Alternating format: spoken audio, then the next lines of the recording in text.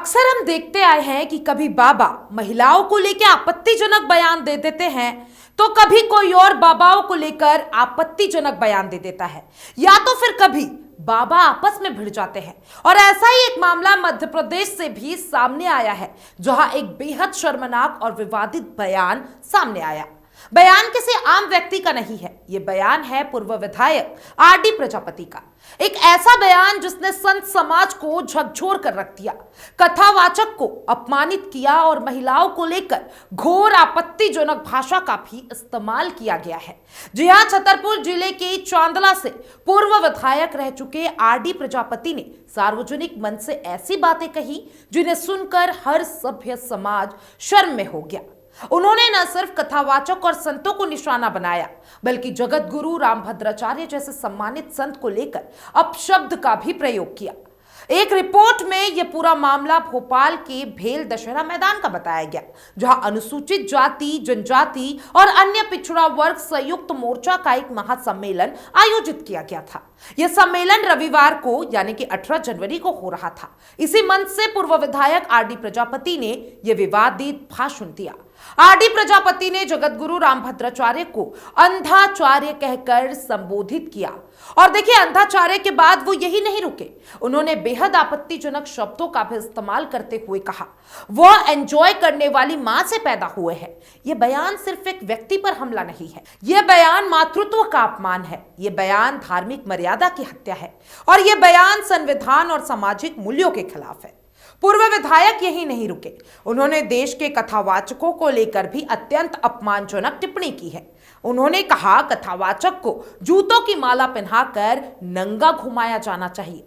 सोचिए, एक पूर्व जनप्रतिनिधि लोकतंत्र के मंच पर इस तरह की भाषा का इस्तेमाल कर रहा है।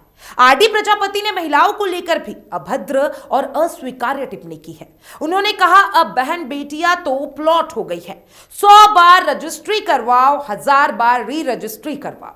यह बयान महिलाओं की गरिमा पर सीधा हमला है।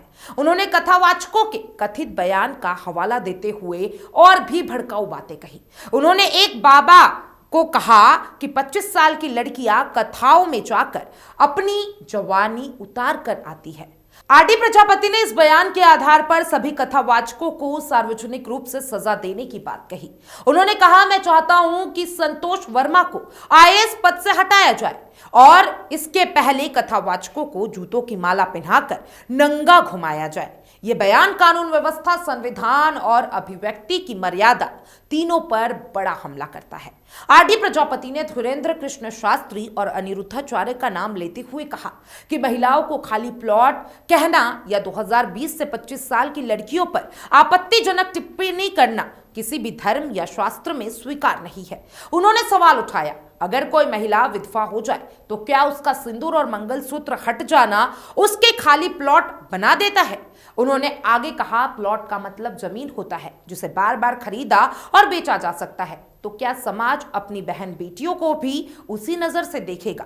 यहां तक आते आते सभी जितने भी लोग मौजूद थे वो असहज महसूस करने लगे। लेकिन सवाल यह है, अगर किसी कथावाचक या धर्मगुरु ने गलत भाषा का इस्तेमाल किया भी हो तो क्या उसका जवाब और ज्यादा अपमानजनक भाषा में दिया जाएगा?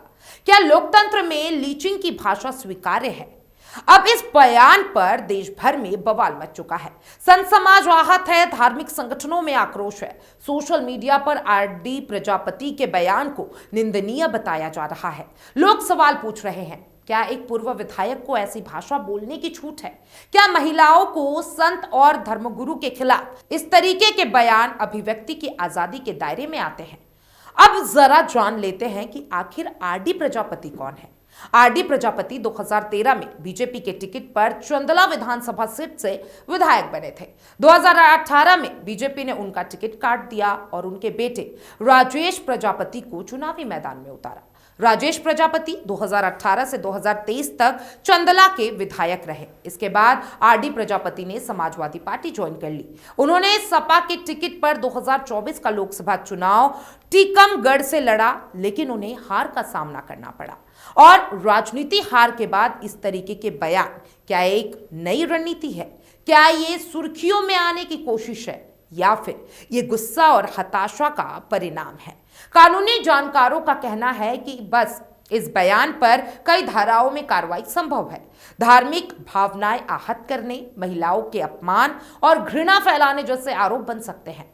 अब निगाहें प्रशासन और रणनीति पर है। क्या पुलिस खुद संज्ञान लेगी? क्या राजनीतिक दल इस बयान से दूरी बनाएंगे, या फिर यह मामला भी कुछ दिनों की बहस के बाद ठंडे बस्ते में चला जाएगा? लेकिन इतना तय है, यह बयान न सिर्फ एक व्यक्ति की सोच दिखाता है, बल्कि हमारे सार्वजनिक विमर्श के स्तर पर गंभीर सवाल खड़े करता है। संतों पर हमला हो, महिलाओं का अपमान हो या समाज को बांटने वाली भाषा, लोकतंत्र में इसकी कोई जगह नहीं होनी चाहिए। अब देखना यह है कि इस विवादित बयान पर सिस्टम क्या कदम उठाता है। आप लोग क्या चाहते हैं? ये जो ऐसे विधायक हैं, ये आए दिन कुछ ना कुछ उलूल जुलूल बातें करने लगते हैं, इनको किस तरीके की सजा मिलनी चाहिए? मुझे कमेंट बॉक्स में अपनी राय जरूर दीजिएगा और तमाम ऐसे अपडेट्स के लिए एफएम न्यूज के साथ बने रहे।